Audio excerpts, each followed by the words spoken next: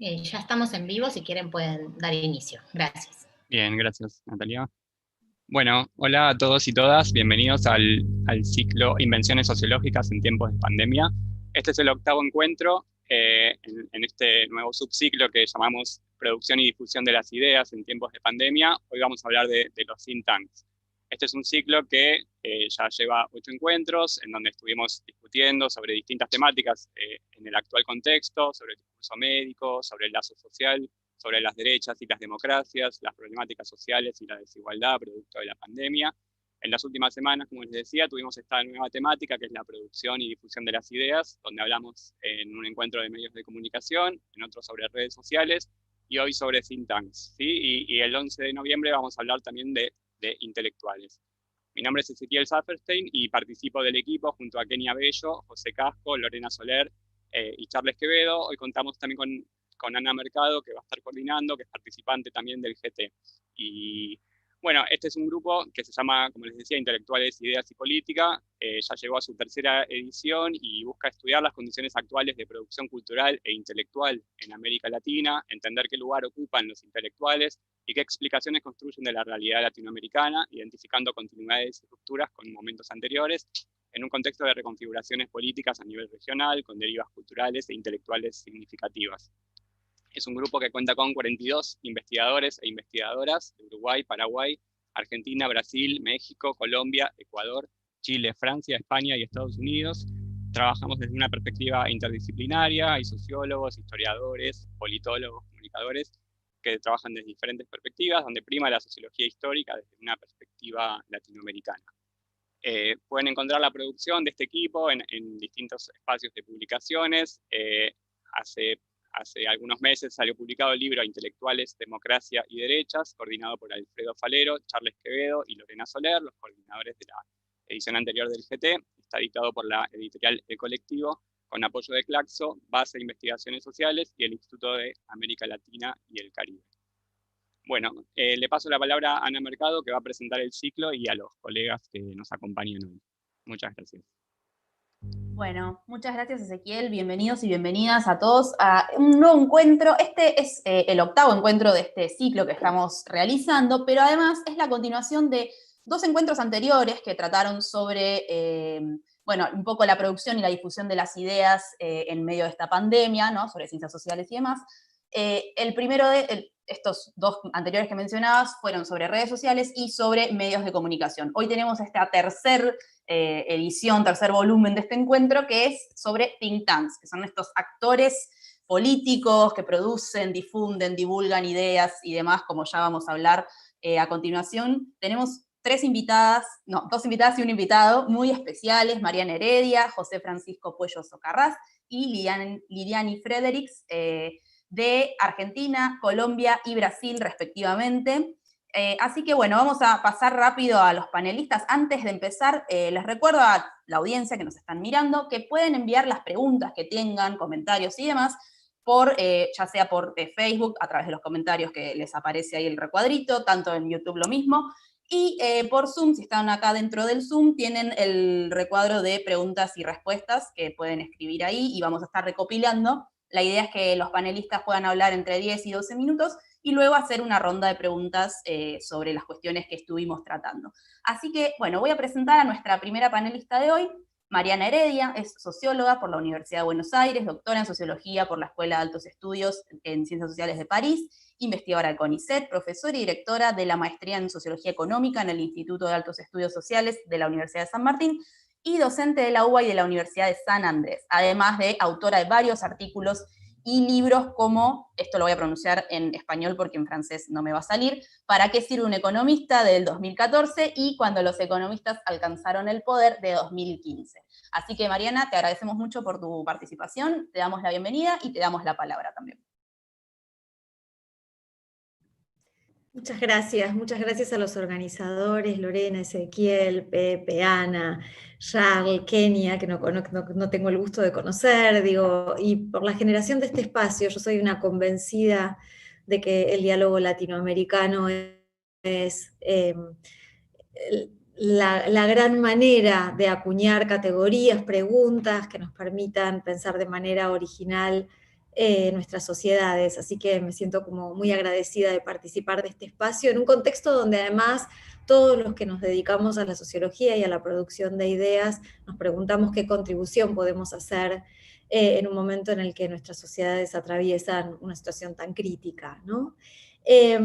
Y entonces les agradezco la oportunidad de conversar con los colegas y de reflexionar con las preguntas de los participantes, así que voy a tratar de ser lo más breve posible para darnos el tiempo de ese diálogo. Había un disparador para esta charla, el disparador era una foto, un manifiesto y un término. La foto eran 2 expresidentes y un premio Nobel de Literatura. El manifiesto, un documento de la Fundación Internacional por la Libertad, y el término think tank, ¿no? Una intervención posible de un conjunto de exmandatarios de la región, acompañados por periodistas y por intelectuales, que no podría definir de centro derecha, manifestando su preocupación por la crisis del COVID y sobre todo por lo que ellos caracterizan como un avance del autoritarismo en los países latinoamericanos. Esto me parece que nos plantea a todos, bueno, cuál es el lugar de la sociología frente a este disparador, qué podemos hacer para interpretar, digamos, ese acontecimiento y para reaccionar frente a él, ¿no? Yo diría que en la medida en que la sociología se reivindica como una disciplina, si no científica, al menos que propone una perspectiva basada en la investigación, en la mirada rigurosa, sistemática, sociohistórica, como decía Ezequiel, de los fenómenos, me parece que una primera cosa que podemos hacer es interpretar este acontecimiento, ubicarlo en un campo enunciativo y en un campo histórico, y a partir de esa interpretación entonces en un segundo momento, proponer un diagnóstico y una intervención posible sobre ese mismo campo, ¿no? No tienen por qué saberlo, pero yo trabajé para mi tesis de doctorado, como decía Ana, sobre los economistas en la Argentina, un conjunto de expertos que se erigieron, digamos, en intelectuales, capaces de interpretar y resolver un problema fundamental para el país, como era el desorden monetario, en particular la inflación, y que fueron proponiendo una serie de proyectos que terminaron en muchos casos convirtiéndose en el entramado institucional que hoy organiza a la Argentina y a gran parte de los países de la región, en la medida en que estamos abiertos, insertos en el mundo y inmersos en una economía de mercado, ¿no? Donde muchos de los bienes públicos se convirtieron en mercancías y donde, digamos, se tensionaron muchos derechos y se complicó la situación laboral y económica de las poblaciones más vulnerables. Quiero decir, hay algo de esa interpretación, de esos proyectos y de esas convenciones que los economistas que yo estudié imaginaron, que hoy forman parte de nuestra realidad y forman parte también de esa realidad sobre la cual intervienen estos mandatarios y estos intelectuales que produjeron el manifiesto que hoy vamos a analizar.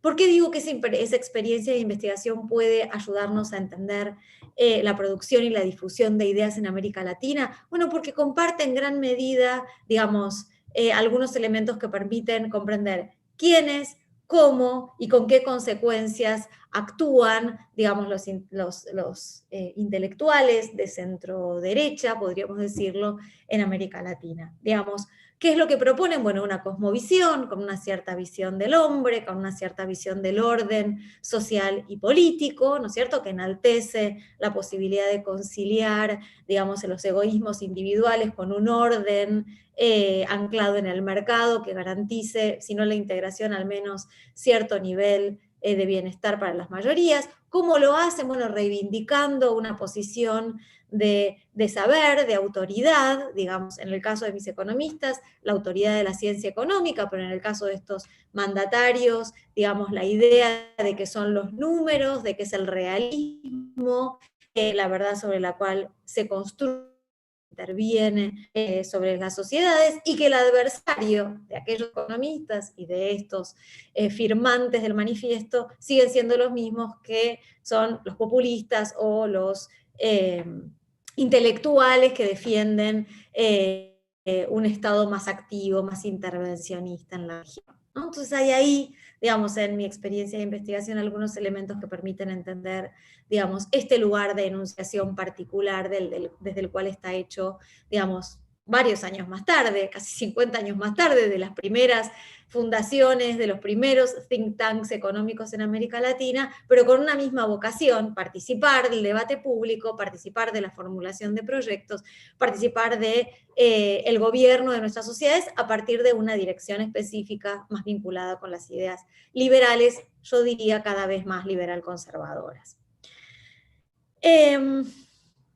¿Qué puede hacer la sociología cuando interpreta estos espacios particulares de enunciación? Yo diría que una de las primeras cosas que uno siente es un extrañamiento y una oposición. En general, la sociología tiende a sostener cosmovisiones más holistas, menos individualistas, ¿no?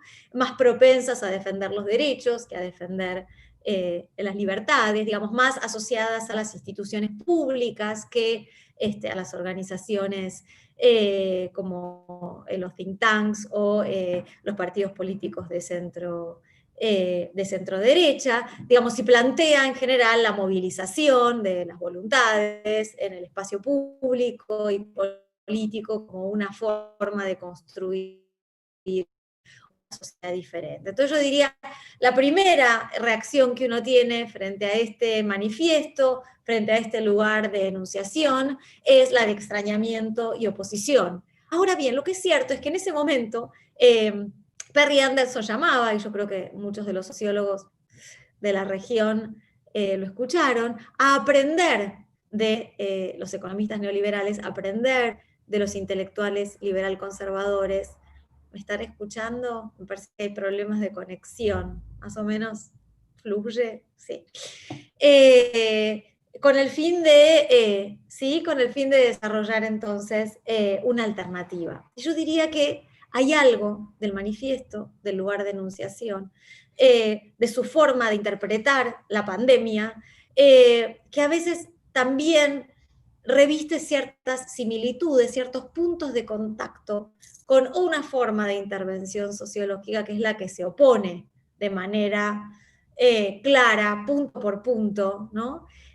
A esta que estamos analizando hoy. Y aprendimos en partes de esos expertos liberales, aprendimos a focalizarnos en la coyuntura, aprendimos a construir una reputación mediática, no necesariamente anclada en créditos académicos, aprendimos a hacer que nuestras ideas fueran más simples y más escuchables, aprendimos a comprometernos con movimientos políticos e ideológicos, e incluso del mismo modo que esos economistas en el pasado, muchos de los sociólogos que los criticaban participaron, digamos, en la primera década del siglo XXI, muchos de los gobiernos de centroizquierda en América Latina, y también, como los economistas en los 90, muchos de esos sociólogos comprometieron a la disciplina y quedamos presos de que nuestros amigos, estando en el gobierno, digamos, no merecían nuestra crítica cuando habíamos quedado en el llano. Entonces, eso que era un primer extrañamiento se volvió también un conjunto de acciones, un conjunto de líneas de acción y un conjunto de think tanks vinculados con la centroizquierda, digamos, o con otro tipo de advocacy, que ya no era la producción de estudios, ¿no? Y de ideas y proyectos. Eso es lo que caracteriza a los think tanks, el hecho de que forman parte de espacios que producen diagnósticos y propuestas para los temas que tratan. Entonces, eso no quedó circunscripto solo a el liberalismo conservador o la centroderecha, sino también a otro conjunto de problemáticas más vinculadas con el medio ambiente, con el género, ¿no? Con los derechos, por ejemplo, frente a la justicia, que también tomaron, ¿no?, los movimientos de centroizquierda en la región. Y yo diría, con las ventajas y con las desventajas que eso supuso. Hoy tenemos una versión, yo diría, un poco más berreta de los think tanks de centro derecha de los que teníamos en los 70 y los 80, con un discurso mucho más simplificado, mucho menos sofisticado técnicamente, digamos, asentado en fundaciones más transitorias y diversas. O sea, fundación hoy quiere decir cualquier cosa. En algún momento fundación era un equipo de gente trabajando de manera permanente, produciendo informes regulares. O sea, si uno compara Fundación Mediterránea con la Fundación por la Libertad, claramente la complejidad de sus análisis, la sofisticación de sus propuestas, la perdurabilidad de sus equipos es completamente distinta. Pero en todo caso, digamos, en este momento, donde los think tanks siguen teniendo una presencia pública, donde más que utopías superadoras tenemos, como dice Duvet, utopías tristes, fundadas más en la frustración que en la esperanza, me parece que ahí podemos entender este nuevo contexto de enunciación y plantear una nueva forma de intervención para la sociología. Yo creo que hay una forma de intervención que es esta, es la que se opone, es la que construye, digamos, un otro, digamos, que enfrenta con las mismas armas a estos enunciadores ubicados en la centro derecha del espectro ideológico político. Yo creo que como intelectuales hoy estamos frente a un nuevo desafío, que para poder renovar nuestra forma de producción y de difusión de ideas tenemos que hacer algo diferente. ¿Por qué? Porque el contexto ya no es el mismo, ya no es la Guerra Fría, ya no es el occidente victorioso del 89 con la caída del muro de Berlín, ya no es el mundo donde creíamos que los papers iban a crear el gran acervo de conocimiento para la humanidad. Ya sabemos que es una maraña, ¿no?, cacofónica, donde nos cuesta cada vez más comunicarnos y donde las redes ocupan un lugar cada vez más fundamental, donde el estatuto de las ideas se ha vuelto muy problemático, no hay jerarquías, ¿no? Vale lo mismo lo que dice un terraplanista que lo que dice, digamos, el profesor más consagrado sobre geología desde una universidad prestigiosa, digamos, donde las religiones y las creencias están hoy en un lugar diferente al que ocupaban en la década de los 90. Entonces yo creo que eso plantea nuevos desafíos, ¿no?, nuevas inquietudes para la intervención sociológica, ¿no? En un contexto de déficit de integración, en un contexto de escalada de conflictos. Yo creo que la sociología puede ser un arma más de las disputas teórico-político-ideológicas, o puede ser un puente, puede ser un espacio de encuentro, puede ser un espacio de afirmación, puede ser, como a mí me gusta llamarlo, parte de la infraestructura de la democracia, como lo es la justicia, como lo puede ser la prensa, como puede serlo el espacio público, ocupado de manera respetuosa, ¿no? Yo creo que nuestra misión puede ser, en algunos casos, fundar think tanks que se opongan a este tipo de manifiestos, ¿no?, pero puede ser también reformular las preguntas, puede ser la incitación a un debate pluralista, puede ser bajar 2 niveles el grado de abstracción de los debates para pensar problemas concretos, puede ser volver a reflexionar, un poco como recomendaba hace un momento en el texto de Mariano Schuster en Le Monde Diplomatique, en problemas intermedios con conocimientos fundados para pensar nuevamente, ¿no?, en proyectos superadores. Yo creo que este momento de tanta frustración de nuestras sociedades, de tanto riesgo económico y sanitario, llaman a que ocupemos al menos 2 lugares, el de las armas, pero también el de las armas de la crítica, quiero decir, pero también el de los puentes del entendimiento, ¿no?, el de los puentes del diálogo civilizado, que es algo que también forma parte del proyecto de la modernidad y que creo que está también en el proyecto de la sociología, recuperar y hacer crecer. Eso nada más, gracias. Bueno, Mariana, buenísimo. La verdad, nos has dejado un montón de preguntas y comentarios que vamos a ver si... Pero realmente sí, la cuestión de las ciencias sociales y sobre todo la sociología en este contexto tiene un desafío, ¿no? En la pandemia, digo, transmitir ideas, que se entiendan. Estamos viendo las dificultades que tienen los distintos gobiernos en transmitir ideas de manera clara y precisa sobre estas cuestiones que estamos viviendo. Así que más que interesante todo lo que planteaste. Vamos a continuar ahora con José Francisco Puello Socarrás. Él es politólogo, magíster en Administración Pública y doctorante en Ciencia Política. Es docente en la Escuela Superior de Administración Pública en los programas de maestría y pregrado, y en la maestría en Estudios Políticos Latinoamericanos de la Universidad Nacional de Colombia. Además, también es director ejecutivo e investigador del Centro de Pensamiento y Diálogo Político. Así que, José Francisco, te damos la bienvenida, y bueno, te escuchamos también, te agradecemos por estar hoy con nosotros y nosotras. Bueno, muchas gracias, Ana. ¿Se escucha? Uno siempre tiene ahora la obsesión de que nos está escuchando.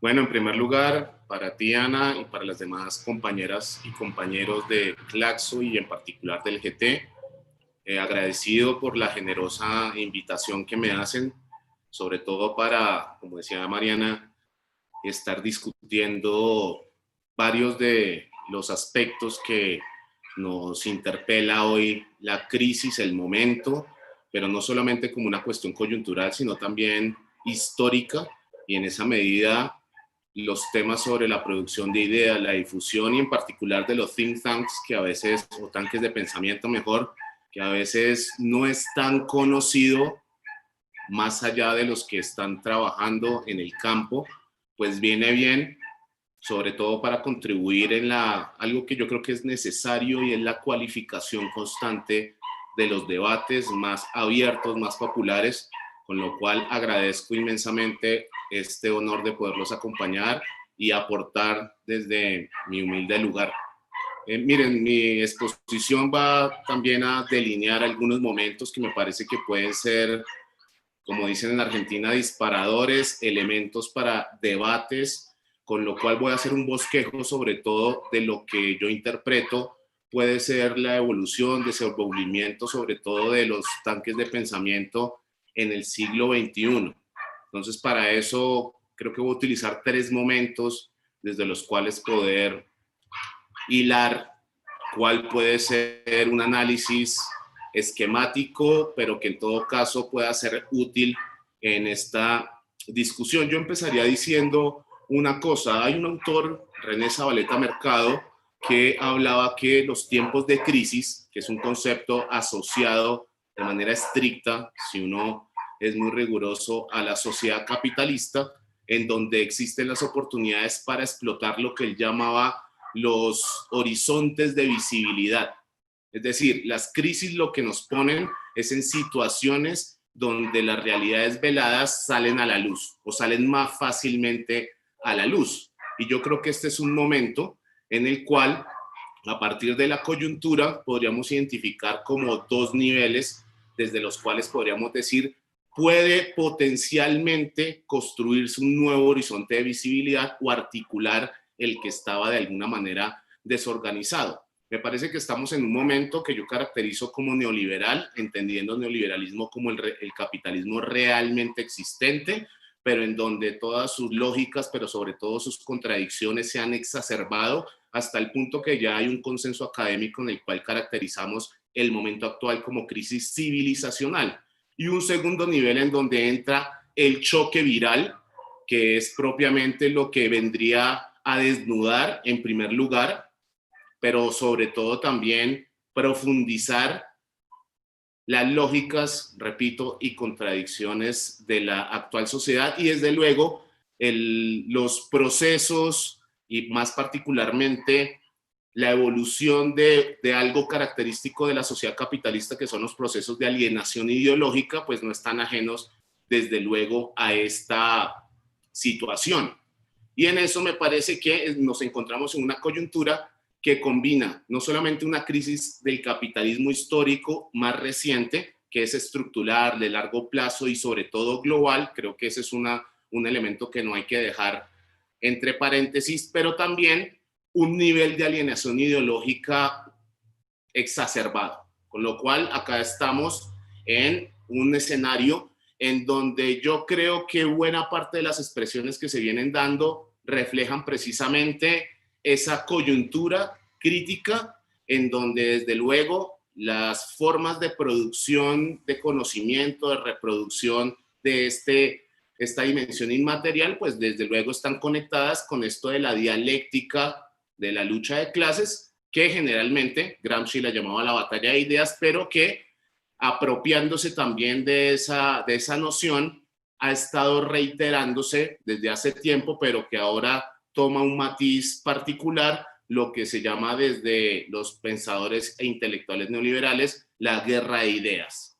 Entonces me parece que esto es un escenario que nos plantea un trasfondo importante, y retomando un poco lo de René Zabaleta Mercado, él decía una cuestión: está la oportunidad en esta dialéctica de la crisis de rearticular un nuevo horizonte de visibilidad, que no solamente es una cuestión abstracta, sino que es una cuestión muy real, con expresión en las ideas, en el pensamiento y todos estos procesos, pero también por el otro lado, desde el punto de vista de la dialéctica, hay una reacción parcializada, decía René Zabaleta Mercado, respecto a cómo rearticular esa crisis para volver a estabilizar no solamente la vida social en general, sino también los procesos de pensamiento en particular. Entonces me parece que ese es el trasfondo en el cual podríamos caracterizar de manera muy rápida el momento presente.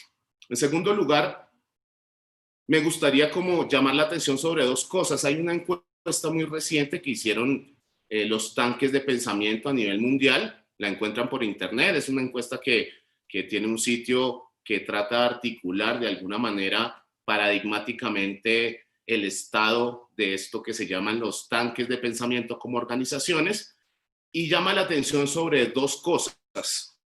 La primera es una encuesta endógena de cómo ellos se autoperciben, y creo que hay dos elementos que son importantes acá, porque la percepción en términos de cómo va a afectar el COVID las operaciones de los tanques de pensamiento mantiene dos conclusiones en general, entre otras muchas. La primera, un retroceso. Se autoperciben como que va a haber una reducción de operaciones, sobre todo debido a cortes de financiamiento y redirección de las financiaciones hacia estos centros. Creo que este es un elemento que en el corto y en el mediano plazo resulta importante, pero a la vez también están exigiendo una especie de financiación mucho más flexible, una financiación de choque que inclusive la han acuñado como financiación de covidización. No me gusta esta palabra en el castellano, pero la plantean de esta manera como una forma de generar resiliencia en medio de la crisis, en donde, repito, también estamos en medio de una crisis de referentes epistemológicos, de conocimiento, etcétera. Y esa es una autopercepción que me parece importante también para poner en perspectiva cuál ha venido siendo la evolución de esto que llamamos tanques de pensamiento. Fíjense que esta caracterización de tanques de pensamiento pues no es inocente,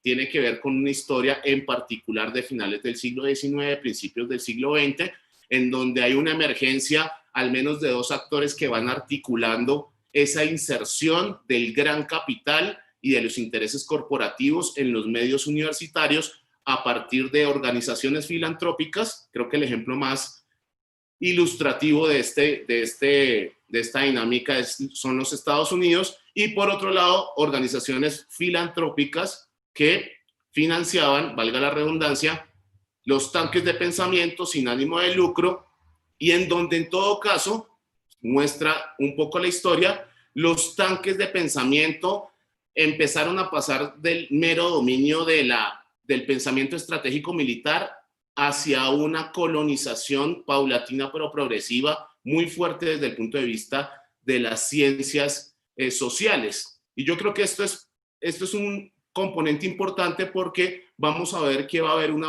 evolución característica desde el punto de vista de cómo se vienen reformulando ciertas relaciones, y en principio los tanques de pensamiento tenían o estaban sobre todo concentrados en una especie de lobby intelectual desde el punto de vista de la toma de decisiones. Y si uno sigue la historia de tanques de pensamiento, por ejemplo, Fundación Ford, sin siquiera todavía tocar los vínculos carnales con ciertas agencias de los Estados Unidos, como la Central de Inteligencia Americana, etcétera, uno se puede dar cuenta que había de alguna manera una especie de autoproclamación de organizaciones que producían ideas, en primer lugar; segundo, que eran apartidistas; tercero, apartidistas no necesariamente desprendidas de lo ideológico, pero sí no eran proselitistas, no eran militantes, y se autoproclamaban como en una especie de neutralidad independiente desde el punto de vista de los efectos políticos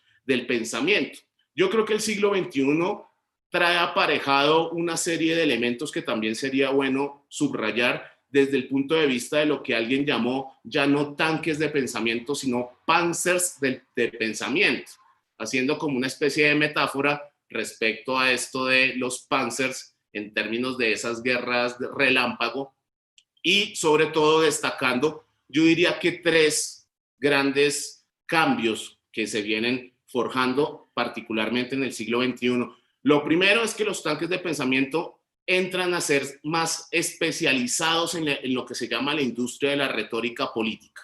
Creo que acá el ejemplo más importante, por lo menos en Estados Unidos, es la Fundación Heritage, y en donde de alguna manera esto de la inversión en financiamiento lleva de suyo un cambio que yo creo que es fundamental, y es que las organizaciones de filantropía, por lo menos desde la década de los 80 y que se viene profundizando hasta hoy, se empiezan a politizar, con lo cual exigen de alguna forma también que esta producción de ideas ya no sea, aunque sea en términos teóricos, mantenida como una especie de oferta, sino más bien en función de la demanda, es decir, en la justificación pragmática de lo existente y sobre todo de la acción.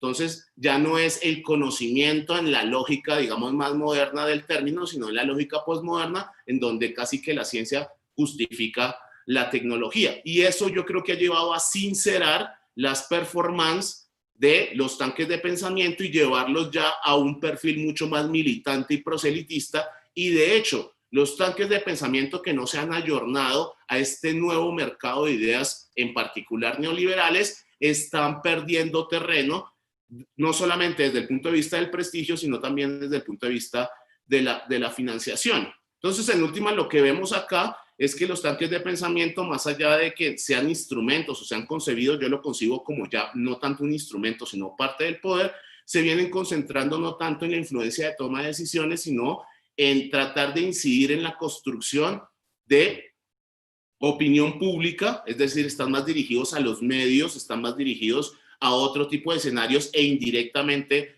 hacia la toma de decisiones, y son tanques de pensamiento y organizaciones ya no ideológicas, a pesar de que se autoproclamaban neutrales, sino más bien ideologizadas. Con lo cual, acá estamos frente a un fenómeno del neoliberalismo del siglo XXI que se ha dado por llamar la disonancia cognitiva, es decir, ya no hay una construcción de conocimiento, sino de reforzamiento desde el punto de vista de las creencias. Y yo creo que acá, y con esto terminaría, hay 2 ejemplos paradigmáticos que yo creo que nos pueden dar pie para formular hipótesis y sobre todo una caracterización muy importante. En 2019 creo que el ejemplo, y seguramente ustedes supieron, cuando la institución Brookings, que seguramente es con el Peterson Institute, el think tank más influyente a nivel no solamente de Estados Unidos, sino global, tuvo un escenario bastante comprometido por entrar a mediar sobre políticas de tecnología de las ciudades con Huawei. Es decir, casi que era una licitación oculta desde el punto de vista de un instituto que tiene su sede en Washington. Entonces, lo que quiero mostrar es que acá ya prácticamente en el mercado de la producción de ideas y de la mediación de ideas hay casi que una lógica estrictamente de mercado, de demanda y oferta, más allá de cualquier consideración. De hecho, ese think tank estuvo en un proceso sobre riesgos para la seguridad nacional. Y otro ejemplo que ya Mariana lo había venido comentando tiene que ver con una línea discursiva que vienen manejando sobre todo los centros que ahora se autoproclaman libertarios, pero que de manera mucho más estricta son una gran comunidad de pensamiento y práctica neoliberal que está asociada a una declaración muy reciente, que es la declaración del Gran Barrington, que es sede también de uno de los tanques de pensamiento o de los panzers de pensamiento más importantes de la economía norteamericana, y en donde está sobre todo este tipo de líneas con respecto al COVID, la inmunidad del rebaño, de una serie de justificaciones que no tienen ninguna relevancia ni ninguna relación siquiera marginal con un pensamiento de construcción científica, que llegaron al punto inclusive de proponer una serie de científicos para servir como pantalla de legitimidad a unas posturas ideologizantes, y en todo caso fueron un poco puestos en la palestra porque la declaración inclusive que contenía 6.000 firmas de médicos eran firmas falsas. Entonces fíjense que estamos en un ambiente en donde estas relaciones de mercado se tornan, yo creo que cada vez más claras desde el punto de vista de cómo es la lógica de producción del biomaterial, en donde los tanques de pensamiento son una articulación muy importante, vale decir, con un crecimiento en Latinoamérica exponencial y global alrededor de lo que significan las posturas que ahora se llaman libertarias, pero que tienen que ver más con esta exacerbación o mejor un giro hacia las posturas neoliberales menos ortodoxas. Este es un poco el panorama que quería compartir con ustedes y desde luego, si más adelante podemos intercambiar, estaré pues atento. Gracias. Bueno, muchas gracias, José. Seguramente va a haber intercambio en breve. Ahora pasamos a escuchar a Lidiane Friedrichs. Ella es doctora en Historia por la Universidade do Vale do Rio dos Sinos, magíster por la Universidad Federal de Pelotas y licenciada en Historia por la Universidad Federal de Río Grande. También es profesora del curso de Historia en la Universidad Federal de Pelotas y coordinadora del GT Derechas, Historia y Memoria de la Asociación Nacional de Historia de Río Grande do Sul. Además, integra el grupo de investigación Neoliberalismo más allá de la teoría económica, elementos paraeconómicos en su constitución como ideología basada en los casos de Chile, Brasil y Argentina. Así que, Lidiane, nuevamente te damos la bienvenida, te agradecemos por estar acá y te escuchamos. Sí, ¿me escuchan? Sí. Entonces, buenas tardes a todos. Yo voy a hacer mi charla en portugués, despacito, porque mi espanhol está un poco oxidado. Así, si no comprendem algo, por favor, me avise. Entonces, primeiramente, eu gostaria de agradecer o convite para participar desse painel, principalmente agradecer a Ana Mercado pelo contato e por essa invitação. E dizer a minha alegria também em dividir esse painel com a professora Mariana Heredia, o professor José Francisco, dois professores que eu tenho grande admiração, sou leitora dos dois, e assim como agradecer o Claxo, né, de uma forma geral, a Lorena, estendendo o agradecimento para os outros também. Então, o convite, quando a Ana me fez o convite, ela pediu para a gente focar um pouco mais de como essas ideias estão sendo divulgadas hoje pelos think tanks durante a pandemia. Então, na minha tese de doutorado, eu trabalhei com 3 think tanks neoliberais, 2 do Brasil e 1 da Argentina, nas décadas de 80 e 90. Os do Brasil, o Instituto Liberal e o Instituto de Estudos Empresariais, e da Argentina, o Instituto para o Desenvolvimento Empresarial da Argentina. Então, o meu trabalho de tese está mais voltado à atuação desses think tanks durante as décadas de 80 e 90, mas para esse painel eu fiz uma pesquisa prévia, então, de como os think tanks do Brasil, aí direcionando a pesquisa para o Brasil, estão se posicionando em relação à pandemia, e pude observar que a estratégia discursiva ela segue muito parecida, né, ao que era dos anos 80 e 90, e é uma estratégia discursiva também muito parecida com aquele texto disparador de discussões que nós tivemos para esse painel. Então, só contextualizando a atuação dos institutos do Brasil, o Instituto Liberal e o Instituto de Estudos Empresariais, eles foram fundados, então, nos anos 80 no Brasil, no contexto da redemocratização política. O Instituto de Estudos Empresariais, ele tinha uma atuação concentrada na cidade de Porto Alegre, no Rio Grande do Sul, enquanto que o Instituto Liberal, ele operava e tinha sede em 8 estados brasileiros, tendo a atuação deles mais expressiva em São Paulo, Rio de Janeiro e no Rio Grande do Sul. Esses dois institutos, de uma forma geral, eles foram fundados para difundir o neoliberalismo do Brasil, dentro de uma perspectiva que essas propostas, que não havia literatura suficiente no Brasil sobre liberalismo e neoliberalismo, assim teria, segundo eles, a necessidade da fundação desses institutos para se ocupar de um local que, teoricamente, a universidade e a academia não se ocupariam, que seria a difusão das ideias neoliberais. Então, o Instituto Liberal e o Instituto de Estudos Empresariais, eles realizaram diversas atividades, tanto de produção e divulgação da doutrina neoliberal. Eles tinham por objetivo internalizar esses preceitos ideológicos na sociedade e convencer, né, tanto os seus pares, né, os empresários, políticos, quanto a população em geral da necessidade de adotar o livre mercado no Brasil. Entre as atividades da sua atuação, eu destaco a realização de cursos de formação política para públicos formadores de opinião, né, entre eles empresários, jornalistas, advogados e professores, entre outros.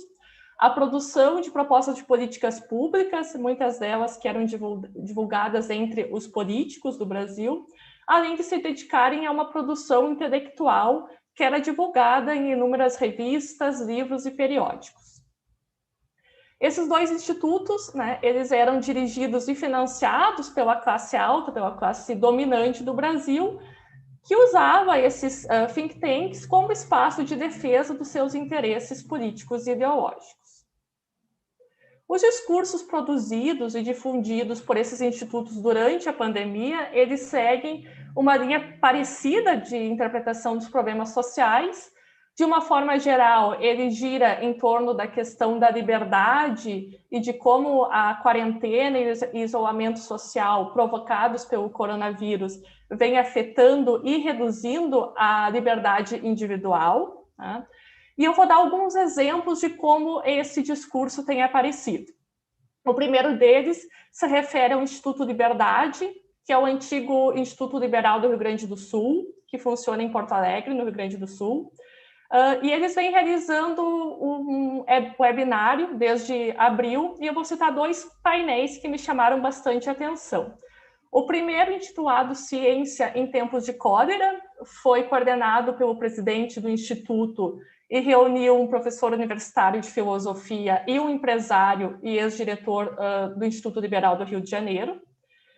Nesse encontro, o diretor do Instituto, ele afirma que desde o início da pandemia, a palavra ciência tem sido utilizada de forma repetida e desonesta nos discursos governamentais e da mídia, e que a ciência foi utilizada, então, para criar uma onda de pânico, uma onda de histeria coletiva, além de obrigar os indivíduos a ficar trancafiados em suas casas. Então, de acordo com esse diretor do Instituto Liberdade, em nome da ciência, nós fomos condenados à coerção estatal, com base em modelos hipotéticos, como se uma realidade efetiva eles fossem. Os debatedores convidados para esse painel afirmam que a ciência, né, não é um repositório de verdade e que ela está sendo usada por diferentes agentes governamentais no Brasil, em específico por prefeitos e governadores, deputados, não pelo presidente do país, né, não pelo Bolsonaro, que nega e reduz a gravidade da epidemia. Pelo Bolsonaro, nós não teríamos tido nenhum lockdown, nenhum sistema de isolamento político, porque ele nega os efeitos da pandemia. Mas quem tomou a atitude de fazer essas restrições foram os governadores dos estados e os prefeitos das cidades do Brasil. Então, esses debatedores, eles vão afirmar que os agentes governamentais, estatais, estão falando em nome da ciência para justificar políticas autoritárias. Né? Para esses, existe uma enorme diferença entre o que eles chamam de autoridade da ciência e autoritarismo daqueles que estão falando em nome da ciência. E nessa mesma linha, esses três indivíduos, então, eles afirmam que o grande problema vivenciado nesse momento de pandemia é o viés ideológico, né, com que a ciência vem sendo usada, além do que eles chamam de suposto consenso das validações científicas. Né? Então, dessa forma, o poder estatal para esses indivíduos, o Instituto Liberdade, teria se apegado ao dogma científico e estaria usando a ciência para justificar qualquer medida. No segundo painel, realizado pelo mesmo Instituto Liberdade, o debate girou em torno da volta às aulas na pandemia. Só para contextualizar um pouco, acredito que não seja diferente na Argentina e na Colômbia, o Brasil entrou em quarentena, em isolamento social desde março, e as aulas da educação básica e superior ficaram suspensas, né, e começaram a ser realizadas desde então de forma online. No primeiro mês de pandemia, quase todas as atividades no Brasil fecharam, comércio, lojas, indústrias, bares, restaurantes e as escolas. Nos meses seguintes, então, a partir de maio, iniciou-se uma flexibilização e, atualmente, quase tudo voltou a funcionar como se não houvesse pandemia. Mas a maioria das escolas e universidades não havia voltado de forma presencial, mas agora, em outubro, os governadores dos estados liberaram a volta às aulas dos ensinos infantil, né, e básico. Algumas universidades, como a que eu trabalho, nós não voltamos a trabalhar presencialmente, né, vamos seguir dessa forma pelo menos até o final do ano. Seguir da forma remota, né, e online. Então, a partir desse tema sobre a volta às aulas, que se concentrou esse segundo painel, esse painel foi coordenado pela vice-presidente do Instituto Liberdade e contou com 2 entrevistadores do Partido Novo, um partido liberal e recentemente criado no Brasil, né, liberal conservador.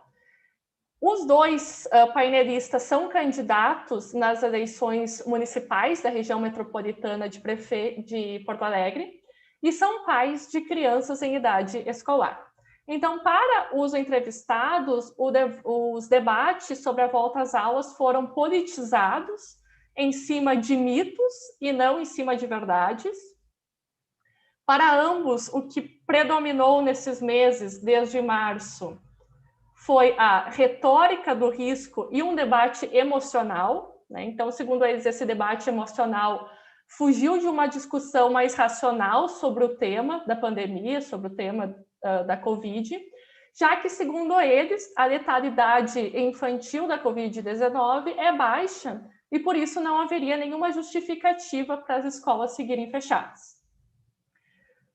Ambos os painelistas, eles afirmam que os decretos estatais obrigando o isolamento social reduziram as liberdades pessoais e que seus filhos, então, que não puderam ir à escola até outubro, foram tolhidos do direito de ir e vir, né? Foram restringidos na sua liberdade. Nesse mesmo sentido, eles afirmam que as crianças elas foram infantilizadas nesse processo, como se elas fossem incapazes de entender a gravidade da situação e de se autocuidar. Assim, defende que seria necessário ensinar às crianças o valor da liberdade e o valor da responsabilidade pessoal, para que elas, enfim, desde novas, crescessem sabendo o valor da liberdade. Então, esses 2 painelistas criticam o chamado excesso de regulação, né? Ou seja, a passividade que as pessoas, que a população brasileira vem tendo em esperar do governo ações para diminuir a crise da pandemia e não tomar para si, então, e para os pais, nesse contexto, né, a responsabilidade perante a crise. Num segundo momento desse mesmo painel, eles debateram a suposta preocupação que eles teriam, então, com os alunos das escolas públicas. Os 2 pais em questão têm seus filhos em escolas particulares, então eles falam da preocupação dos alunos das escolas públicas, que em sua maioria estão com muitas dificuldades de ter acesso a essas aulas digitais, não tem computador, um celular adequado, não tem redes de internet boas, e o não retorno às aulas presenciais para esses alunos iria apenas aumentar o déficit educacional desses alunos mais pobres. Num segundo exemplo que eu vou trazer para vocês de como essas ideias estão sendo construídas nesses think tanks de direita do Brasil, eu cito alguns dos artigos escritos por membros do Instituto Liberal do Rio de Janeiro e pelo Instituto de Estudos Empresariais. Esses artigos, eles circularam tanto nos sites dos referidos think tanks, como em jornais, diferentes jornais do Brasil. Num desses artigos, então, um membro bastante destacado do Instituto Liberal afirmou que não existiria essa coisa de liberdade coletiva, né, e nem do interesse de bem comum pela saúde pública e pelo direito coletivo. Segue afirmando, então, que antes de qualquer noção de coletivo, existe o indivíduo, que é o único a possuir direitos individuais inalienáveis, e de resto, né, não respeitando esses direitos individuais, nós estaríamos falando, então, de tirania, arbítrio, coletivismo estatista, tudo que, segundo ele, então, os social-democratas, os fascistas e os comunistas defendem. Outros artigos de outros autores têm uma premissa discursiva bastante parecida, afirmando, por exemplo, né, que diversos governantes e congressistas estão agindo com a prerrogativa da defesa da população, mas que eles têm exagerado na coerção, estão atuando como nunca para poder diminuir e restringir a liberdade em todos os lugares do mundo. Em outro artigo de um outro autor, né, ainda afirmam que os governantes têm agido de forma arbitrária, considerando-se proprietários de uma única verdade, e que o isolamento social tornou-se uma bandeira de quem defende vidas, e quem critica essas bandeiras, como os think tanks conservadores de direita neoliberais, representa, né, acaba sendo representado como o mais cruel dos indivíduos. Para finalizar, né, os exemplos, um último artigo afirma que essa imposição, né, do lockdown no Brasil, nos outros países também, ele não alterou o número de mortes no país, não alterou o número de mortes do Brasil, e ainda que a quantidade total de mortes, segundo ele, né, ainda que essa quantidade total de mortes seja assustadora e lamentada por todos, nós temos que ter em mente que a liberdade é intrínseca à vida e que ela é mais importante que os números, né? Então, dessa forma, colocando, né, que essas mortes não teriam tanta importância do que seguir a liberdade do ir e vir. Então, para finalizar, eu gostaria de salientar que o discurso da liberdade, assim como o texto disparador, ele é usado, né, de uma forma extremamente vaga nesses discursos e posicionamentos dos think tanks, né, e que qualquer suposta restrição a essa livre circulação, mesmo num período de pandemia, de emergência sanitária, é vista por eles de uma forma autoritária. Então, encerro aqui a minha fala, agradeço mais uma vez a oportunidade de conversar con vocês. Bueno, muchas gracias, Liliani. Muchas gracias a los tres panelistas, muy buenas las intervenciones. Ahora, si les parece, vamos a pasar a una serie de preguntas que nos fueron surgiendo a partir de todo lo que dejaron planteado, que fue muchísimo y estuvo muy bueno. Así que, Lore, si te parece, te doy la palabra y el micrófono, cuidado, y ahí va. Ahí está. Bueno, muchísimas gracias a todos. Ha sido sumamente interesante y sobre todo estimulante las intervenciones. No sé, las preguntas que nos dejaron no se van a agotar acá, por suerte. Así que seguramente las estaremos recogiendo a lo largo, dentro de lo que queda del ciclo y en nuestras también reflexiones como intelectuales, académicos o qué sé yo, algo de todo eso que intentamos hacer. Bueno, a mí una preocupación que me recorre un poco y que quiero compartir con ustedes, que son los especialistas, que son quienes tienen expertise en el campo y una reflexión más aguda sobre estos temas.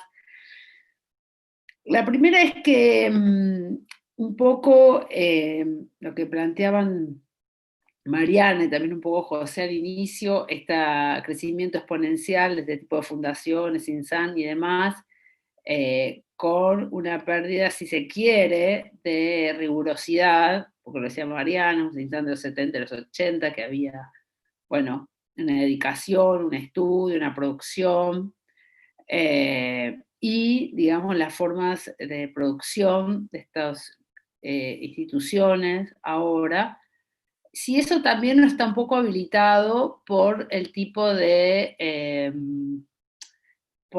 intervención que hoy se pueden realizar, digamos, ¿no? Que ya uno puede decir más o menos una bestialidad en un tweet que puede ser borrado y qué sé yo, y que nadie puede, y que todos podemos olvidar rápidamente, pero es más difícil de decir una burrada en un libro o en algún otro lugar que tiene cierta continuidad en el tiempo, que otros pueden releer, que otros pueden criticar, que no se pueden acercar. Entonces, pienso un poco en las metodologías de las ciencias, más o menos, ¿no? Tampoco tanta rigurosidad, pero digamos, la metodología de la sociología que supone un método y tiene una temporalidad, ¿cómo hace en esta gran invitación que nos hace Mariana, cómo hace para un poco para entablar esos puentes, ¿no? Y salir a tener una voz pública legítima y que pueda dialogar con este tipo de discurso que es bastante rupestre, pero efectivo finalmente, ¿no? Entonces, bueno, nosotros también tenemos que tener herramientas para poder disputar ese sentido, porque para eso, digamos, hacemos lo que hacemos. Y eso al mismo tiempo con una pregunta bastante existencial que nos pone en evidencia la pandemia, que es el no saber, porque la verdad no sabemos casi nada. Ningún paradigma, digamos, ni las ciencias biológicas, ni las sanitarias, ni las sociales, ni las humanistas, ni las antropológicas, ¿no? Estamos como en una especie de precipicio al cual queremos intentar dotar de cierta inteligibilidad, que sabemos que es una gran crisis, pero bueno, no alcanza con decir eso. Y bueno, quiero plantear como todas estas contradicciones, esta forma de intervenir frente a estas otras formas que parecen en principio más efectivas, y, digamos, en una pregunta que recorre la época, o en una episteme, digamos, del no saber, que me parece que es un poco la que está primando en este contexto. Bueno, no me quiero extender porque soy larguera para preguntar fatal. Ya le paso a José la palabra. Bueno, gracias. Gracias a los tres por las intervenciones. Estuvo, como dijo Lore y como dijo Ana, también muy estimulante. Eso es bueno y también es un problema porque al final hay muchas cosas para discutir y para decir, para preguntar. Pero acá también el tiempo es tirano como si fuera la televisión. Es una cosa rara, pero ocurre. Así que, atendiendo a eso, voy a decir, tengo como dos preguntas, sobre todo para mañana y para José Francisco. Estaba pensando que tratar un poco voy a tratar de, en esas dos preguntas, resumir algo que es más largo y que merecería, también por el modo en que pusieron el problema, los dos, toda una intervención de una tarde entera, más o menos, me parece. Pero bueno, voy a tratar de hacer algo, a ver si... Porque un poco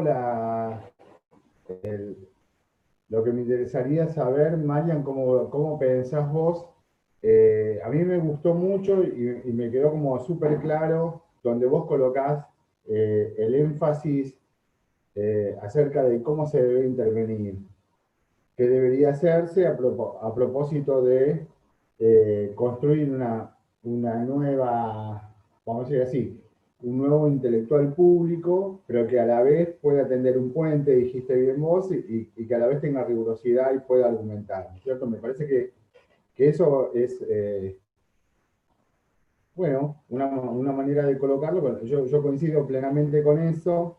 La pregunta es, ahí, Y me parece que es una herramienta poderosa en tanto se pueda intervenir, porque vos dijiste bien que es una cosa que todos los que no estudiamos eso, pero de alguna manera le prestamos atención por otros intereses o por intereses parecidos, uno rápidamente se da cuenta de que estamos frente a intervenciones cada vez más berretas del lado de la centro derecha o los tanques de pensamiento de la derecha.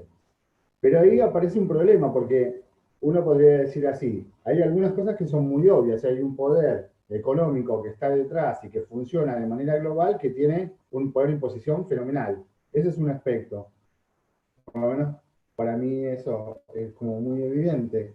Y el otro aspecto es cómo combatir no solamente eso, sino cómo generar nuevos espacios de intervención o cómo hacer posible, si vos pensás, además de cómo se tiene que intervenir, qué hacer con este espacio cada vez más reducido, porque también la monopolización se da en otros sentidos, ¿no? Los canales de intervención que tiene la centro-derecha y la derecha es impresionante, es absolutamente impresionante. O sea, cualquiera que estudia hoy medios de comunicación, redes, en fin, ve que ahí hay un aparato fenomenal como nunca antes. Bueno, nosotros sabemos que la televisión, la prensa son, desde final del siglo XIX, digamos, instituciones muy importantes para construir lo que se llama la opinión pública o cosas por el estilo. Bueno, nunca antes ha tenido la relevancia que tiene hoy, ¿cierto? Y el poderío que tiene hoy. Entonces, un poco, mi pregunta, vos no dijiste nada sobre eso, pero sí, ¿cómo pensás vos que podría ser, además del lugar de enunciación, cuáles deberían ser las otras tareas de parte de las ciencias sociales, la sociología y, si querés, los intelectuales en general, para poder construir un espacio de opinión pública, un espacio de debate público, que pueda también de alguna manera tratar de meterse en esa monotonía que tiene la voz de la derecha para poder disputar algunos sentidos. Lo pregunto pensando en que esos viejos años de los 60, 70, había instituciones culturales que hacían posible un espacio intelectual de otra manera. Hoy estamos frente al desarme absoluto de eso, ¿cierto? Entonces, bueno, ¿qué te parece eso, digamos? Si se te ocurre cómo pensar eso o nada. Si no, puedes decir que no pasa nada. Pero es una cosa que yo había pensado a propósito de lo que vos decís. Y un poco, y por otro lado, para José Francisco un poco va en la misma dirección. A mí me gustó mucho porque José Francisco de alguna manera lo que hizo fue reforzó las impresiones que yo tenía, que tiene que ver un poco con lo que dije recién. Efectivamente hay estos panzers de pensamiento de José Francisco son muy poderosos porque, al revés de lo que pasaba en algunos años, que era una usina de producción de ideas, ahora están fuertemente ideologizadas y funcionan, yo les llamo así, funcionan como un partido. No es un partido político, pero es un partido en el sentido que Gramsci llamaba partido, por ejemplo, a una revista. Una revista puede ser la forma de un partido, por ejemplo, cuando él pensaba así, ¿no es cierto? Cuando los partidos políticos están en crisis, la prensa tiene un lugar muy importante y ocupa ese lugar que los partidos políticos dejan de alguna manera de lado. Entonces, frente a esta crisis de partidos en Occidente, la impresión que yo tengo, y eso quería preguntarte un poco, José Francisco, es estos panzers de pensamiento avanzan y tienen un lugar muy importante montándose sobre esa crisis de partidos. Y entonces ahí lo que vos llamás fuertemente ideologizado, la impresión que a mí me da es que está habilitado por esa crisis, por un lado, y porque está, vos lo dijiste bien, fuertemente imbricado con intereses económicos globales, poderosos, y sobre todo, vos citabas que muchas de las sedes de estos que van a la vanguardia, digamos, es los Estados Unidos de América, nada más y nada menos, ¿no es cierto? Entonces, un poco, la pregunta va por ahí. Si vos pensás que eso es el resultado, es la consecuencia de una crisis de partido y por eso tiene semejante avance, o no lo pones en relación o lo ves más desde otro lugar. Porque te lo pregunto así para tratar de pensar cuál es más o menos la evolución que hizo posible que llegara a ese lugar, porque ese no es el lugar de donde partieron. Cuando vos hablaste de Ford, quedó muy claro que era otro lugar. Y Mariana también lo dijo, ¿no? Antes eran como usinas de ideas y demás. Entonces la pregunta un poco es esa, digamos, ¿no? ¿Qué hizo posible que se produjera esa transformación? Bueno, Gracias. buenísimo. Muchísimas gracias a Lore y Pepe por sus preguntas. Aprovecho y sumo 2 preguntas más que tenemos del público, ambas sobre Brasil, para Lidiani. Una es, ¿cuál es la relación de estos think tanks del Brasil con el gobierno de Bolsonaro?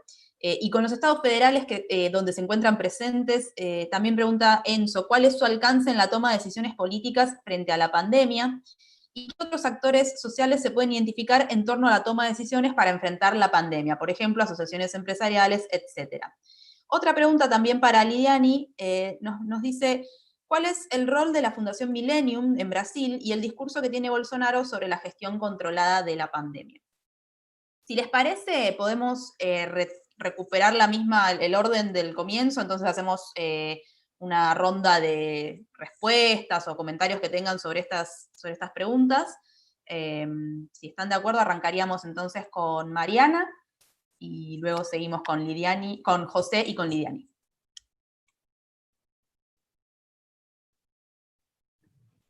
Gracias. Escuchándolos a Lidiani y a Juan Francisco, pensaba que efectivamente estamos en un momento dramático, y creo que ahí Pepe lo sintetizaba bien cuando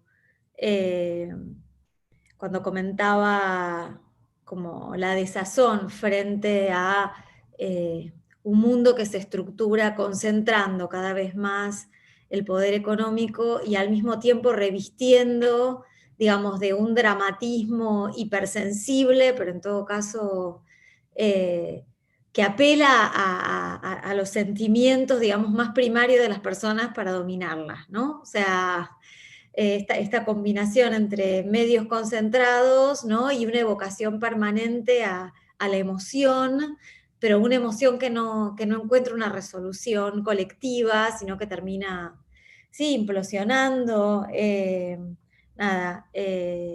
sirviendo para fragmentar y perpetuar, digamos, a la gente en ese malestar más que para resolverlo. Y cómo eso es algo que va más allá de América Latina, ¿no? O sea, yo creo que América Latina lo vive con mayor dramatismo tal vez, porque tiene un sistema sanitario más frágil y entonces la pandemia golpea de manera más dura, porque tiene desigualdades históricas y entonces la vulnerabilización genera todavía más privaciones, pero porque hay pocas instituciones consolidadas y entonces los filtros frente a los liderazgos más destructivos son menores. Pero en todo caso es un fenómeno que también está afectando a los países occidentales, y lo que se viene como alternativa, ¿no? Que es el ascenso de Asia y de China, no augura un lugar mucho más constructivo para las ideas, ¿no? Porque son espacios donde el autoritarismo y la disciplina, digamos, más férrea, han sobrevivido, digamos, al comunismo, con lo cual, digo, estamos realmente en un momento de gran desafío para nuestra posición como intelectuales que confiamos en la capacidad del entendimiento que producen las ideas. Lo que yo creo es que, digamos, hay algo muy potente en la posibilidad de construir de manera modesta y dialógica verdades, ¿no? Yo creo que ahí, o sea, no por casualidad todos los poderes han tratado de apropiarse de eso o de sojuzgarlo, ¿no? Con lo cual creo que mientras tengamos un espacio para poder comunicarnos con la sociedad, y ahí está la gran cuestión que planteaba José, cómo construir y apuntalar esos espacios, digamos, vamos a tener una función importante que cumplir, ¿no? El tema es si la cumplimos, digamos, llamando a esa emotividad, crispando todavía más la frustración o tratando de asociar, digamos, la movilización de ciertos sentimientos a la construcción de soluciones superadoras, ¿no? Yo creo que el problema hoy para una construcción de proyecto de centroizquierda, proyecto superador o progresista, llamémoslo como quieran, es volver a anclar en proyectos superadores, ¿no? O sea, creo que parte de lo que estamos viviendo también nos debería incitar a un balance crítico sobre lo que fueron los gobiernos de giro a la izquierda, que lograron muchas cosas, pero no lograron crear una nueva forma de bien común que recuperara lo común en las instituciones de bienestar, ¿no? Digamos, la gran forma de integración fueron las transferencias de ingreso, digamos, esas transferencias de ingreso apuntalaron el consumo, los consumos fueron estratificados, digamos, no hubo necesariamente una mejora durable en las condiciones laborales, digamos. Entonces creo que hay un balance crítico para hacer ahí. Rosa me incitaba a pensar sobre los socialismos realmente existentes. Yo creo que tenemos mucho para hacer reflexionando sobre qué podemos aprender de esas experiencias, las lejanas, las cercanas, digamos, en la construcción de una sociedad donde lo común, lo público, el pluralismo tenga un lugar también para la izquierda, ¿no? Y en ese sentido, yo respondería como con dos elementos para no monopolizar la palabra. Uno, modos de intervención. Es difícil, yo creo que tenemos muchas caras. Hay una cara más crítica, furibunda, que es necesaria, probablemente, en todo movimiento intelectual y político. Hay una cara de entendimiento, de construcción, de llamada a la moderación, que también como podemos desarrollar. Yo creo que, digamos, en una o en la otra cara hay que combinar la expresión de ideas con la construcción. Por un lado, de un lugar más fuerte para la palabra, no da lo mismo decir cualquier cosa, no es lo mismo decir que la Tierra es redonda que decir que es plana, no da lo mismo aceptar vacunarse o incitar a los niños a que se vacunen, que no hacerlo, digo, como construir otra vez cierta autoridad de la palabra, de las ciencias, en su diversidad, en su pluralidad, pero apuntalar a los espacios donde eso es importante, la educación, ¿no? La prensa independiente y pluralista, ¿no? Como construir aliados transversales que crean en la importancia de una palabra confiable y una palabra constructiva, ¿no? Y después creo que trabajar también sobre los proyectos, sobre qué proyectos se pueden pensar post-neoliberalismo. Me parece que la crítica al neoliberalismo nos embarca a veces en una confrontación en la cual no hay nuevas ideas. Esas nuevas ideas tal vez pueden surgir de un balance crítico de lo que se hizo y de la idea de que tenemos que volver a pensar el bienestar, volver a pensar el bien común, volver a pensar la relación entre Estado y mercado en América Latina de una manera superadora, pero también realista, ¿no? Entonces creo que por ahí yo agregaría algunos elementos a una intervención posible. Nada más. Buenísimo, Mariana, muchas gracias. Seguimos con José Francisco. Bueno, gracias a Lorena y a mi tocayo por las preguntas muy estimulantes. Yo me referiría rápidamente a 4 cosas. La primera, y que creo que es la sombrilla un poco de la reflexión, y es que sí tenemos que aprestarnos a hacer una crítica ontológica radical de la epistemología de mercado. Porque todo lo que estamos viviendo no tiene que ver con una especie de colonización de una lógica de la economía, sino que tiene que ver, creería yo, con un referente que hay que deconstruir y reconstruirlo en formas alternas y nativas, digo yo. En esta palabra alternativa, paralelas por ruptura, pero además también apelando a nuestros lugares más comunes, nuestros lugares inmediatos y desde luego más sociales, diría yo, porque esto también tiene, pues obviamente, consecuencias desde el punto de vista de la producción, digamos, clasista del conocimiento y todos estos procesos. Me parece que eso es algo que podría llamarse como contraponer a los tanques de pensamiento las trincheras de ideas, decía José Martí. Entonces me parece que inclusive no solamente desde el lenguaje, sino también para lo que proponía enseguida Mariana, una ruptura radical, y cuando digo radical no es extremista, radical de raíz. Eso sería como un primer punto de horizonte. El segundo tiene que ver con algo en lo cual no acuerdo completamente.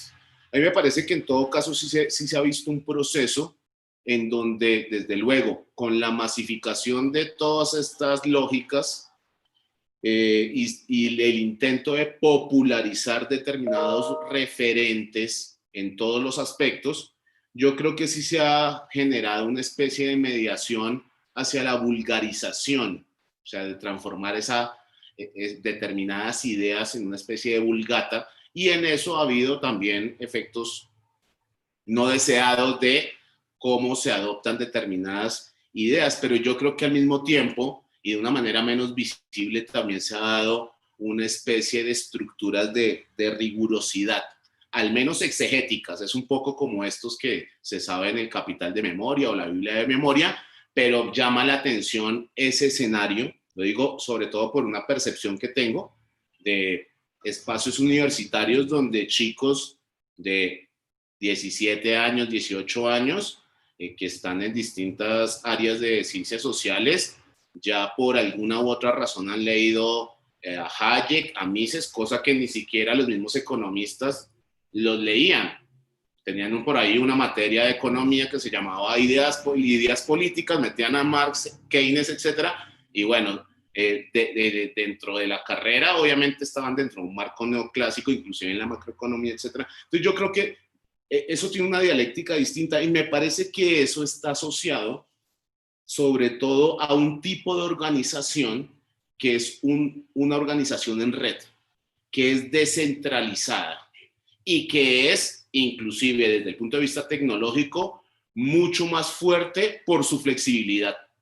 Entonces, yo llamaría la atención sobre eso. Les voy a poner un ejemplo. Todos estos expresiones, por ejemplo, de las teorías del emprendimiento. La teoría del emprendimiento es una teoría absolutamente densa, desde las formulaciones austriacas, Hayek, Mises, que es a veces ininteligible, o sea, se necesita una especie de formación para poder sensibilizarse con lo que significa el emprendedor, etcétera, pero también hay unas traducciones que creo que estas estructuras de tanques de pensamiento han sido claves para poder hacer esas mediaciones, en donde, por ejemplo, los manuales más tontos, que a uno le parecen a veces tontos, pero que capturan la sensibilidad y la subjetividad de una forma mucho más fácil, a veces son muy fieles a esas grandes teorías densas, complicadas, complejas. Entonces, yo a veces tomo un ejemplo que seguramente para ustedes es más sensible, que es de alguien que ustedes conocerán, no quiero caricaturizarle a la situación, que es un argentino que aparecía en un programa de Shark Tank, como una especie de concurso de emprendedores, Andy Freire. Entonces, Andy Freire tenía un manual que si uno lo cotejaba con un libro, con el libro de Mises, era muy fiel a esas ideas. Entonces, yo creo que hay de las dos cosas, y en todo caso me parece que los tanques de pensamiento son un eslabón más de esa gran muñeca rusa que significa el proyecto neoliberal a nivel global. No son solamente un espacio ni un instrumento, sino una estructura que tiene horizonte de proyecto. No es solamente política económica o pensamiento, sino que es pensamiento y acción. Y eso llama la atención porque, como lo decía, bueno, ¿por qué habían 15 centros de pensamiento libertario en los 80 y ahora tenemos aproximadamente 600? ¿Por qué en esa época, en el 2015, teníamos 73 centros en América Latina bastante dinámicos y activos, y en solo 5 años, que es la época también de la ultraderechización, tenemos 110, que pueden ser, desde luego, oportunistas, pueden ser algunos, como dice Mariana, en esa palabra que tanto me gusta de berreta, pero que también hay que llamar la atención en que estas redes proponen desde escenarios de reflexión, ellos le llaman grupos de reflexión, que son grupos, digamos, más informales, hasta foros intelectuales de gran calado en medios de comunicación. Entonces me parece que en eso, como decía José, son bastante leninistas desde el punto de vista de una organización bien aceitada y una organización que va más allá de esas fronteras estrictamente de cómo conocemos la organización, o sea, esas fronteras más visibles. No, tienen la intención de generar dinámicas, redes, relaciones que van más allá, y sobre todo por una cosa muy importante, y con esto termino, es que una de las funciones de la producción inmaterial de las ideas tiene que ver con procesos de alineación ideológica, desde luego, pero desde el punto de vista del sentido común, que es el que otorga legitimidad al estatuto de realidad. Entonces acá estamos en presencia de una especie de subsunción de la lógica capitalista y del mercado en particular, inclusive en el terreno de las ideas. Fíjense que es Wikipedia. Wikipedia es la verdad, son las opiniones que de alguna manera terminan siendo más influyentes. Entonces, las que tendrían más votos, y ese es el estatuto de realidad. Entonces, estamos en presencia de eso que habría que desestructurar, repito, desde una crítica ontológica, empezando de esas lógicas, y recuerdo lo de trincheras de ideas, para que de pronto pueda ser una formulación al menos distinta y que aporte en una imaginación otra de este escenario. Bueno, muchas gracias, José. Ahora pasamos a Lilian, pero tenemos nuevas preguntas que nos empezaron a llegar porque se ve que agitó mucho todo lo que estuvieron comentando. Así que le damos la palabra a Lilian y después vamos a tener una tantita más de preguntas porque, bueno, llegaron un par más. Lilian, y te escuchamos. Sí, muchas gracias por las questões, Enzo. A relação do Bolsonaro com esses institutos, eles foram a grande base de apoio dele durante a campanha. Esses, assim como outros, assim como o Instituto Millennium, que é a segunda pergunta. É claro que dentro desses institutos pode haver também algumas dissonâncias, né? Algumas pessoas que acabam sendo contra o Bolsonaro por esse discurso autoritário, mas as bases desses institutos são os grandes apoiadores do Bolsonaro. Inclusive, alguns dos principais ministros que nós temos, como o ministro da Economia, ele participava do Instituto Liberal, era membro do Instituto Liberal durante as décadas de 80 e 90.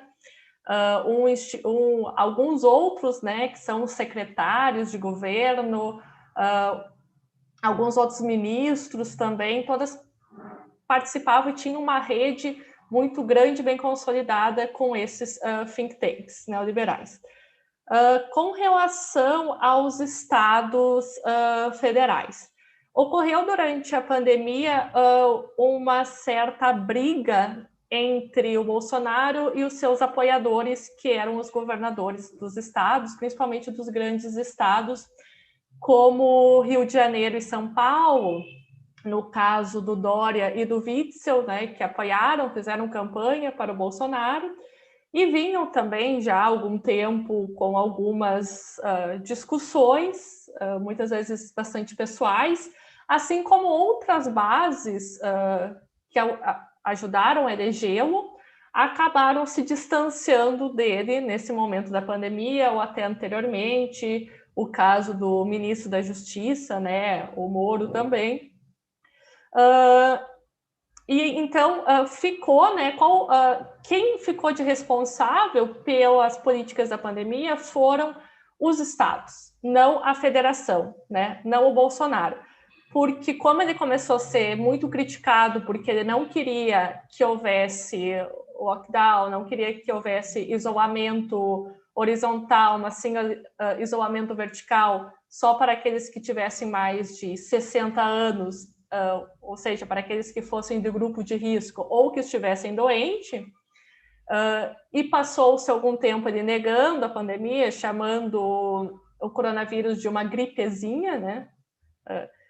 E com isso, né, também tentando estabelecer um remédio específico, que é a cloroquina, não sei se vocês estão por dentro disso, né? Ele começou a fazer campanha de um determinado remédio, dizendo que ele solucionaria o coronavírus. Então, o alcance do Bolsonaro nas decisões políticas da pandemia, ela começou a ficar reduzida, e os estados tiveram autonomia para pensar esses setores de isolamento e depois de abertura, quais são os horários de funcionamento das atividades. E agora, né, os estados passaram para os municípios, né, para as pequenas cidades, essa responsabilidade, né? Então, o Bolsonaro, como a gente diz no Brasil, lavou as mãos, disse que isso era responsabilidade, então, dos estados, dos governadores, dos prefeitos, e que se a economia também falisse nesse período, ele não teria culpa. Quem carregaria essa culpa seriam, né, os estados. E qual o terceiro, sobre a última questão do Enzo, quais outros autores sociais se pode identificar em torno dessas decisões sobre a pandemia? Bem, os principais atores sociais que tentam influenciar são os atores econômicos, né? Os grandes empresários, muitas vezes os pequenos também, que dizem que estão, os grandes grupos educacionais também, que estão criticando, né, o fechamento das atividades, esse um mês ou mais, o mais tempo que nós passamos com todas as atividades fechadas. Então, todo o discurso deles era que isso agravaria a crise econômica, que esse tipo de atuação governamental era contra os empregos, contra a economia, que ia aumentar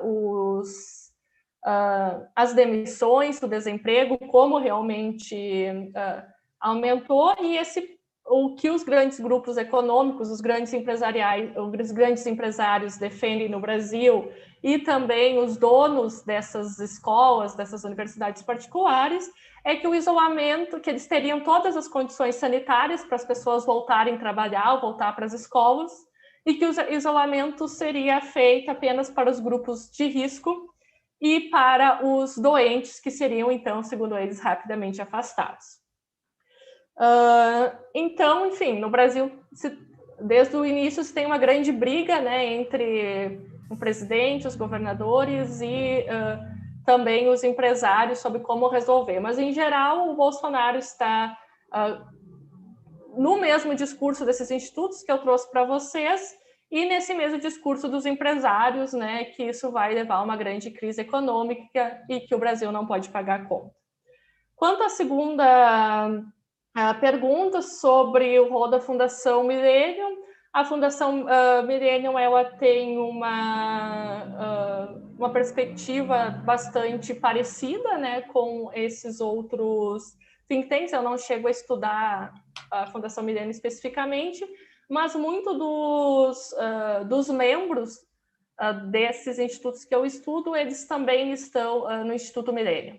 Então, é sempre uma troca, né, muito grande entre um e outro.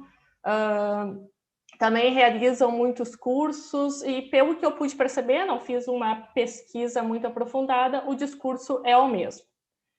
E sobre o discurso do Bolsonaro sobre o isolamento, é isso que eu já comentei com vocês, né, que não deveria haver esse isolamento, né, que, enfim, isso é tudo uma teoria conspiratória, né, para o vírus, né, usa todo o discurso clichê do vírus chinês, né, que não vai comprar vacina da China também, né, nem teoricamente dos países comunistas. Então é todo esse discurso bastante pobre, né, y cliché que o Bolsonaro sempre traz para nós. Muchas gracias, Lidiani. Bueno, tenemos para ir cerrando 3 preguntas más que vamos a leer y, bueno, no sé si nos va a dar el tiempo, pero les pedimos si pueden responder, aunque sea brevemente. En primer lugar, Juan Jesús Morales, a quien le mandamos un agradecimiento y un saludo por participar, pregunta, ¿qué rol o función cumplen los think tanks de izquierda en América Latina en estos tiempos de crisis y en relación a la democracia? ¿Hay en sus países redes de colaboración, alianzas y un debate deliberativo entre think tanks de distinto signo ideológico o intereses? ¿O por el contrario hay una batalla o lucha de ideas? Hernán Ramírez comenta desde Facebook, dice que los think tanks de los 60 y 70 también eran panzers, estuvieron atrás de todos los golpes de Estado, vean el IPES. Y Astor Massetti pregunta, ¿es posible una peregrinación hacia un nuevo modelo de intelectual público que pueda intervenir de manera comprometida y al mismo tiempo alejado ya del modelo intelectual como productor de papers? Bueno, preguntas bastante contundentes también, da para hacer otro panel. Si quieren retomen, mantenemos el orden o como prefieran, ya me parece que...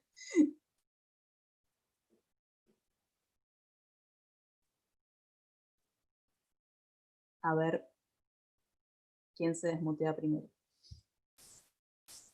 Si quieren, inicio yo como para cambiar un poco el orden y además muy corto porque me extendí un poco en la respuesta pasada.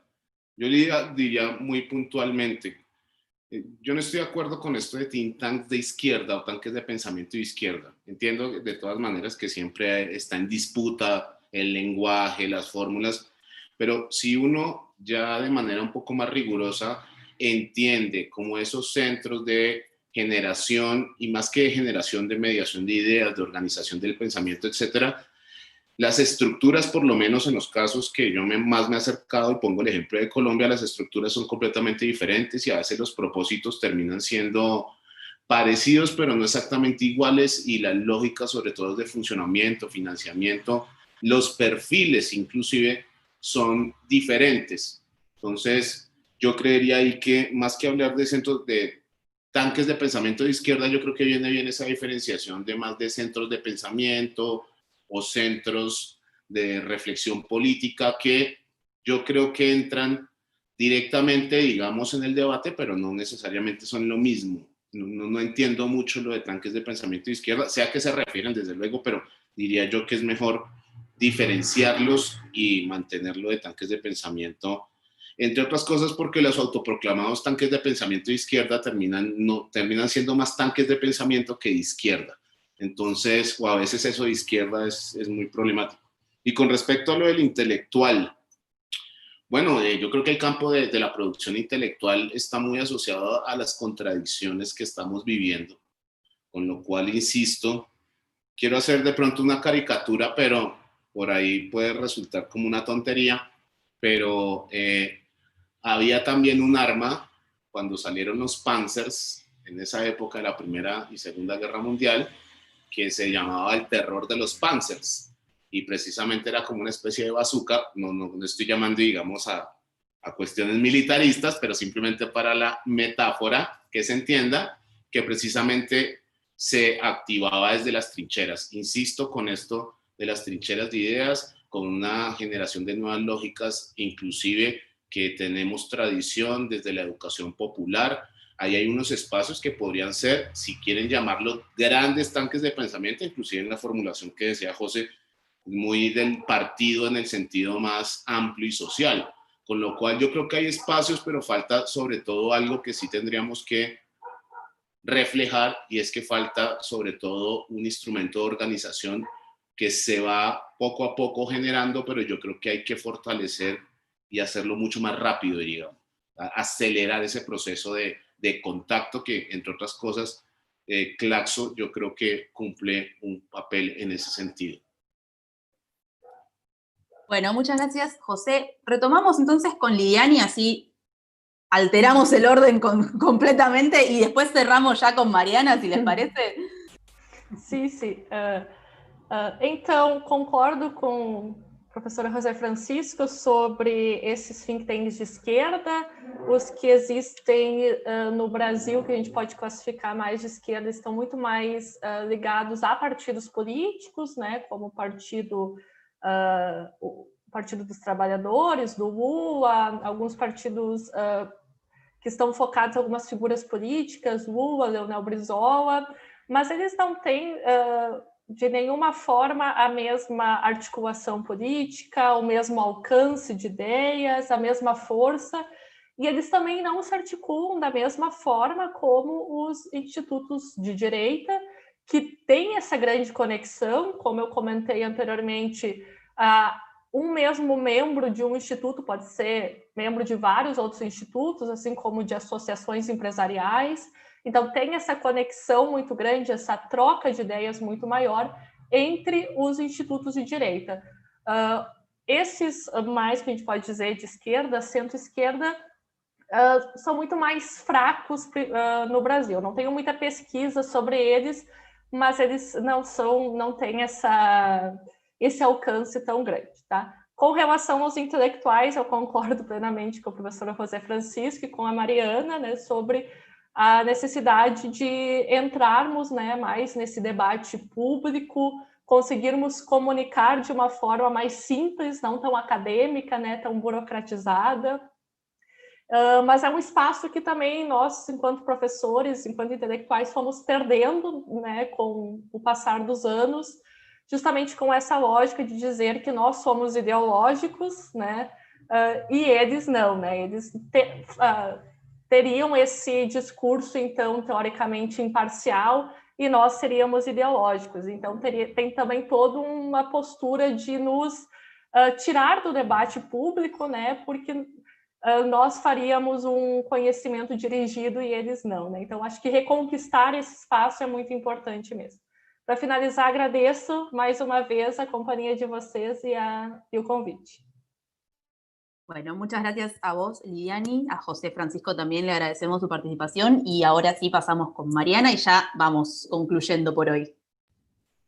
Rapidísimo. Por un lado decir que entiendo la incomodidad con hablar de think tanks de izquierda. Es una categoría que engloba a un mundo muy diverso donde entran ONG, fundaciones, centros privados de investigación. Yo escribí un trabajo que está online en una compilación de Bomario y Morresi contando de en qué medida, algo de lo que decía, ¿no? Esta experiencia de los economistas en los 70 y 80 había sido imitada y también podía observarse en algunos otros espacios vinculados con otras causas ambientalistas, de género, ¿no? De lucha a la pobreza, que también tenían financiamiento extranjero, mezclaban estudios con advocacy, trataban de intervenir en los medios y después aportaban cuadros a los gobiernos. Digo, algunas semejanzas se pueden establecer. Una de las semejanzas que se pueden establecer, creo yo, es dónde se ubica esta guerra de ideas, decía Francisco, esta pelea por el entendimiento, decía yo, este conflicto intelectual, que yo creo que no es menor diferenciar las palabras, porque creo que parte del problema actual es que la escalamos enseguida y la escalada desemboca en la violencia, ¿no? No es lo mismo una guerra que una controversia científica, no es lo mismo una discusión, ¿no? Civilizada que los piedrazos en una manifestación. Creo que parte de nuestro desafío como intelectuales buscando el entendimiento es buscar formas de intercambio de ideas que no le escalen, ¿no? Que busquen, digamos, la contraposición de pruebas, de argumentos, de respetos recíprocos, como condiciones de posibilidad para, para un diálogo civilizado. Y la tercera cuestión que yo creo que es la gran cuestión es, me parece que estamos asociando a veces un poco rápido derecha con clases altas, como si los discursos dominantes solo fueran los discursos de la clase dominante. Ahí está Gramsci para decirnos que parte de la disputa de las ideas tiene que ver con la conquista de grupos que no necesariamente se benefician con las ideas que sostienen. Yo creo que claramente hay algo de la ubicuidad y la fortaleza de los think tanks de derecha que tienen que ver con que la noción de mercado le cabe casi a cualquier objeto y a cualquier servicio. La de derecho es un poco más problemática, y que también el capital tiene un carácter global y líquido frente a unos sectores populares que se han fraccionado mucho. Y parte de esa fracción, de ese fraccionamiento, es lo que está alimentando la frustración y lo que está alimentando los movimientos de derecha en el mundo. Entonces creo que la disputa es la disputa por dar sentido superador a esa frustración. Y eso no se hace solo dividiendo a los malos y los buenos, o llamando a la caridad. Creo que leía el último documento de Francisco, no vamos a ningún lado si lo que queremos es nada más una fábula de buenos y malos.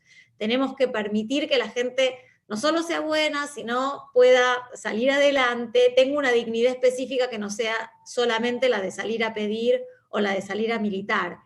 El trabajo tenía una dignidad específica que después se montaba sobre una lucha sindical. Hoy es más difícil construir esos eslabonamientos en los sectores populares. Y yo creo que ahí está el gran desafío de la integración, del entendimiento, de la integración, de la movilización y de un proyecto superador tal vez de izquierda, ¿no? Pero digo, me parece que ese desafío sigue siendo muy interesante, y ahí la intervención sociológica sigue siendo muy necesaria. Así que eso, muchas gracias por la invitación. Bueno, muchísimas gracias, Mariana. Muy bueno todo. Pasamos de las armas a la paz con el Papa. Está bien, para darle un cierre. Me parece muy bueno. Bueno, les agradezco nuevamente a los tres y también a la gente de Claxo y a la audiencia por las preguntas. Así que no sé ahora cómo seguimos con el cierre. Si bueno, yo les agradezco también a todos y a todas. Mariana, Lilian y José Francisco, estuvo buenísimo escucharlos. Nos volvemos a encontrar en el último evento del año, el 11 de noviembre, por este mismo canal. ya les haremos llegar las invitaciones también. Así que bueno, los despedimos. También un abrazo a José, Lorena, Giovanni y Natalia, que se le cortó internet, así que nos quedamos nosotros a cargo. Un abrazo y gracias a todos y a todas por participar. Muchísimas gracias. Muchísimas gracias. Gracias. Gracias, gracias. Un saludo. Nos vemos.